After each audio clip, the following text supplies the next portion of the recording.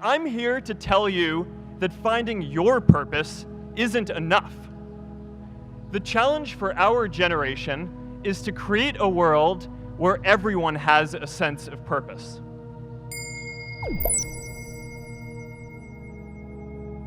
One of my favorite stories is when JFK went to go visit the NASA Space Center, and he saw a janitor holding a broom, and he asked him what he was doing, and the janitor replied, "Mr. President, I'm helping put a man on the moon."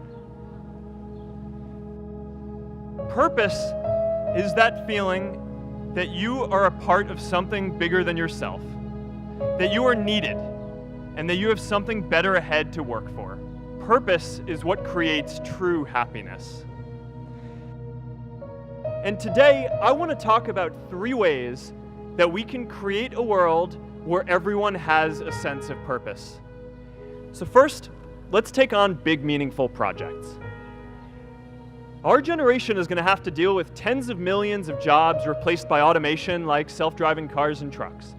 But we have the potential to do so much more than that. Every generation has its defining works. More than 300,000 people worked to put that man on the moon, including that janitor. Millions of volunteers immunized children around the world against polio, and millions of more people built the Hoover Dam and other great projects.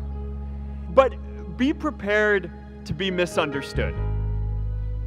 Anyone working on a big vision is going to get called crazy, even if you end up right. Anyone taking initiative will always get criticized for moving too fast, because there's always someone who wants to slow you down. In our society, we often don't take on big things because we're so afraid of making mistakes that we ignore all the things wrong today if we do nothing.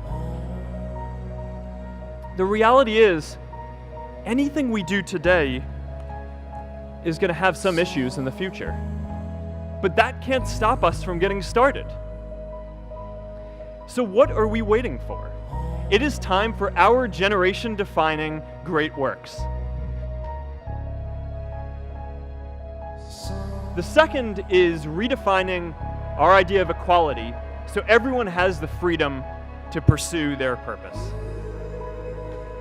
Now, many of our parents had stable jobs throughout their careers, but in our generation, we're all a little entrepreneurial, whether we're starting our own projects or finding our role in another one. And, that's great, because our culture of entrepreneurship is how we create so much progress.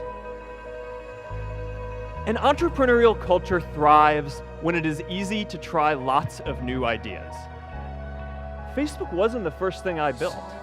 I also built chat systems and games, study tools and music players, and I'm not alone. J.K. Rowling got rejected 12 times before she finally wrote and published Harry Potter. Even Beyoncé had to make hundreds of songs to get Halo. The greatest successes come from having the freedom to fail.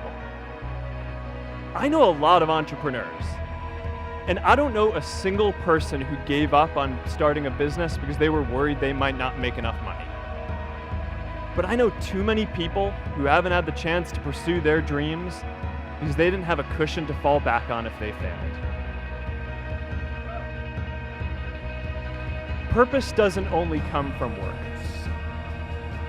The third way we can create a sense of purpose for everyone is by building community.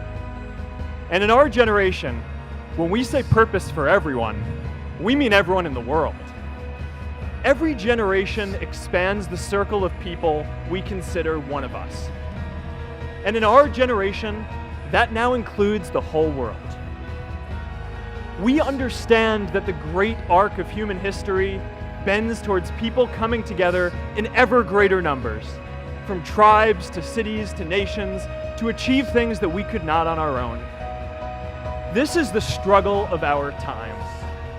The forces of freedom, openness, and global community against the forces of authoritarianism, isolationism, and nationalism. Forces for the flow of knowledge, trade, and immigration against those who would slow them down. This is not a battle of nations. It is a battle of ideas. And it's up to you to create it. Let me tell you a secret. Ideas don't come out fully formed. They only become clear as you work on them. You just have to get started.